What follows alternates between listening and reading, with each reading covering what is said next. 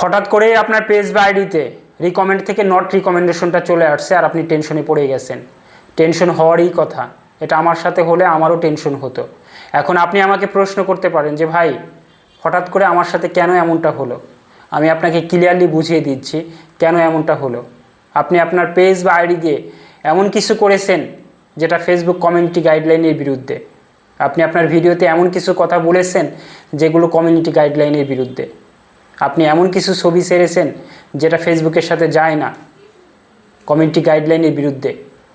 Even এমন কিছু text করেছেন যে টেক্সটের দরুন আপনার কপিরাইট চলে আসছে বা ভায়োলেন্ট চলে আসছে, যার দরুন হঠাৎ করেই ফেসবুক আপনাকে নট রিকমেন্ডেশনটা ধরিয়ে দিছে।